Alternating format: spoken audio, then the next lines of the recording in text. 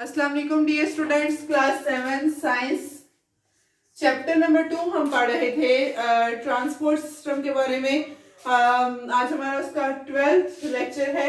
हमने इससे previous lecture में फ्राइडे को हमने पढ़ा ट्रांसपोर्ट सिस्टम प्लांट्स में हम पढ़ रहे थे कि किस तरह से लेक्चर 10 में हमने पढ़ा कि किस तरह से हमें वाटर ट्रांसपोर्ट होता है, और फिर हमने 11th वाले लेक्चर में पढ़ा कि उस वाटर ट्रांसपोर्टेशन के पर्पसेस क्या हैं। आज हम पढ़ने जा रहे हैं movement of food, water and gases in plants. Detail में पढ़ेंगे कि जो प्लांट्स हैं, प्लांट्स के अंदर हम कह रहे हैं कि वाटर भी मूव करता है, प्लांट्स में फूड भी मूव कर रही है from leaves to the entire plant body, और प्लांट्स में गैसेस की भी मूवमेंट हो रही है, एक्सचेंज हो रहा है। कार्बन डाइऑक्साइड वो इनहेल कर रहे हैं, ऑक्सीजन प्लांट्स जो है वो आउटटेक कर रहे हैं, एक्सहेल कर रहे हैं। तो ये किस तरह से इनकी मूवमेंट होती है। पहले हम मूवमेंट को, फूड और वाटर की मूवमेंट को डिस्कस करते हैं। जैसे हम कहते हैं कि प्लांट्स में फूड की भी मूवमेंट होती है और वाटर की भी मूवमेंट होती है, कि गैसियस एक्सचेंज होता है, उस वजह से प्लांट्स में बनती है उनके लीव्स में फूड। लीव्स में जब ये लीव्स क्या करते हैं, सनलाइट को एब्जॉर्ब करते हैं, साथ में एटमॉस्फेयर से स्टोमेटा के जरिए कार्बन डाइऑक्साइड लेते हैं और वाटर लेते हैं रूट से, तो फिर हमारे पास इसमें बन जाती है फूड। ये फॉर एग्जांपल फूड के मॉलिक्यूल्स। अब इस फूड ने जो लीव्स में बनी है, इस फूड ने पूरे प्लांट में जाना है। जाहिर है स्टेम है, स्टेम को भी जो है वो अलाइव रहने के लिए फूड की जरूरत है। रूट्स है, रूट्स को भी जो है वो काम करना है उन्होंने, तो उनको भी फूड की जरूरत है। तो फिर वो पूरी प्लांट बॉडी में फूड जाती है। और रूट्स है, तो रूट्स जो है ये सॉइल से वाटर को एब्जॉर्ब कर रहे हैं और सर्टेन मिनरल्स को एब्जॉर्ब कर रहे हैं, तो वो फिर रूट्स क्या करती हैं, वो पानी पूरे प्लांट में देती हैं। ये मूवमेंट होती किस तरह से है, बेसिकली इस तरह से कि प्लांट्स में दो वेजल्स होती हैं, दो ट्यूब्स होती हैं। जो प्लांट्स की ये स्टेम है, रूट्स के ऊपर वाले पोर्शन से ये ट्यूब स्टार्ट होती है और चलती जाती है। ये दो थिक ब्लड वेसल्स, जैसे हमारे बॉडी में, ह्यूमन बॉडी में ब्लड वेसल्स थी, खून की नालियां, आर्टरीज और वेन्स, जिन्होंने हार्ट से ब्लड लेके पूरे जो है वो बॉडी को ट्रांसफर करना था। इसी तरह से प्लांट्स में भी ब्लड वेसल्स की तरह की ही लाइक हम मतलब फंक्शन में हम कह रहे हैं सेम है कि प्लांट्स में भी वेसल्स होती हैं, ट्यूब्स होती हैं जो कि इंटरलिंक करती हैं, एक दूसरे के साथ लिंक होते हैं। जैसे ये एक ट्यूब है तो ये दूसरी ट्यूब इसके साथ ही होगी। एक ट्यूब को हम कहते हैं जाइलम, वेसल को, दूसरी ट्यूब को हम कहते हैं फ्लोएम। अब जाइलम क्या काम करती है, जाइलम ने क्या करना है, रूट्स हैं, रूट्स ने रूट हेयर्स हैं उनके ऊपर, जब उन्होंने वाटर को एब्जॉर्ब करना है तो फिर वो जाइलम के जरिए, ये स्टेम के अंदर जाइलम ट्यूब है, इस जाइलम के जरिए ये हमारे पास जैसे वाटर के मॉलिक्यूल्स हैं, तो वो इस जाइलम के जरिए पूरे के पूरे प्लांट में ट्रांसपोर्ट होंगे, लीव्स तक ट्रांसपोर्ट होंगे और फिर लीव्स से वो ट्रांसपायर कर जाएंगे, जिसको हम ट्रांसपायरेशन का प्रोसेस कहते हैं। तो मूवमेंट ऑफ वाटर को हम ट्रांसपायरेशन कहते हैं, और मूवमेंट ऑफ फूड को, कि फूड लीव्स में है और लीव से फिर फ्लोएम के जरिए, इस वेसल के जरिए वो पूरे प्लांट में जानी है, स्टेम में, रूट्स में जानी है। तो उस मूवमेंट को हम कहते हैं translocation. Movement of water is known as transpiration, movement of food is known as translocation. अब हम बात सबसे पहले डिटेल में करते हैं कि किस तरह से रूट्स, पाथवे अब हम पढ़ने लगे हैं एक्चुअली, कि वाटर ने रूट से इंटायर प्लांट में जाना है, तो how this happen and whole process take place. तो वो कैसे होता है, सबसे पहले क्या होता है, सबसे पहले यहाँ पे जैसे हम रूट्स देख रहे हैं, अंडरग्राउंड होती हैं, सॉइल में होती हैं, मट्टी में. अब सॉइल में वाटर है, हम पानी है तो मट्टी में दे रहे हैं, उसके अलावा हम खाद वगैरह डाल रहे हैं तो यूरिया वगैरह, या there are certain natural minerals that are present in the soil. अब क्या होता है, जो रूट्स हैं, रूट्स में बेसिकली हमारे पास फॉर एग्जांपल ये देखें, यहाँ पे फॉर एग्जांपल ये हमारे पास एक रूट है.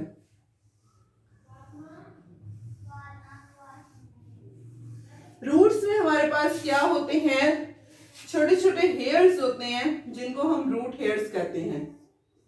बाल होते हैं जड़ों के बिना. आगे से आपने देखा होगा जब आप शकरकंदी देखें तो या आप कोई और या जैसे कैरेट है, कैरेट को भी निकालें तो उसके भी पता है वो साइडों से ये इस तरह से निकले होते हैं. उसी तरह के हमारे पास जो रूट्स हैं, जो जड़ें हैं, उनके गिर्द यहाँ पर होते हैं रूट हेयर्स. रूट हेयर्स का काम क्या होता है कि रूट हेयर्स ने जो सॉइल में वाटर प्रेजेंट है और जो मिनरल्स प्रेजेंट है सॉइल में, वो मिनरल्स वाटर में मिक्स होते हैं.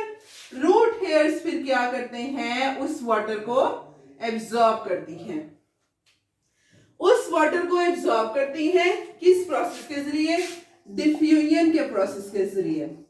डिफ्यूजन क्या होता है, movement of molecules, any molecule that can be food molecule, that can be water molecule, or there any molecules की किसी भी molecule की movement from the area of higher concentration to the area of lower concentration. मतलब कि जैसा कि हम कहते हैं कि रूट्स में हमने सॉइल में पानी दिया, सॉइल में, अब सॉइल में पानी ज्यादा है, प्लांट में पानी कम है.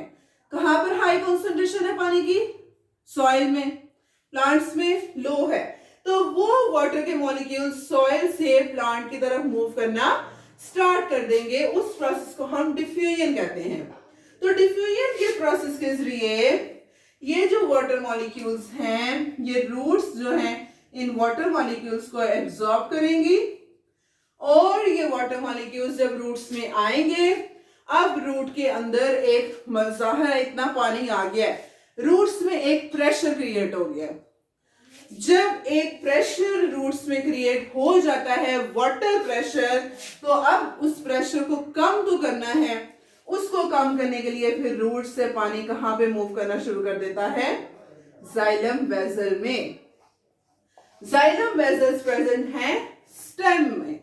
फिर ये जाइलम वेसल्स में जब पानी मूव करता है, जाइलम वेसल में अब किस तरह से जो है वो जाइलम वेसल में भी तो ज़ाहिर एक टेंशन क्रिएट होगी कि ना, कि रूट्स हैं तो उनमें प्रेशर और उन्हें पानी देना है.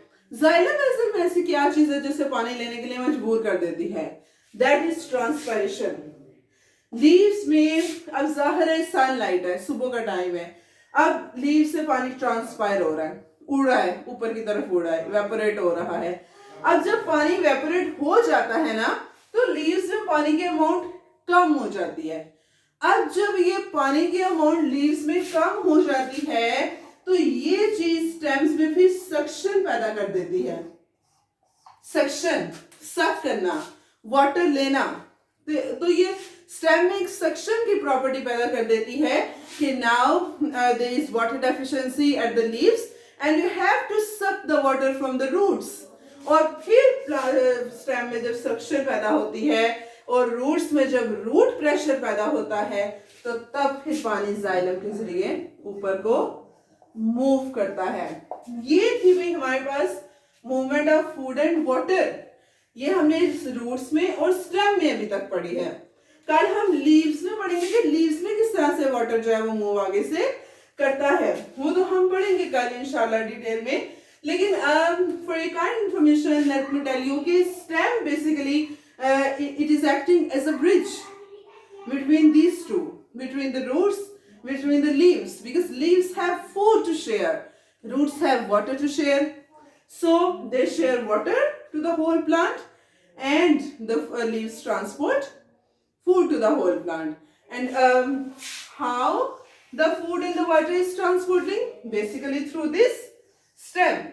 तो हम ये कह सकते हैं कि stem is actually acting as a pathway for the transportation of water, for the transportation of food and any minerals that are required for the plant for growth.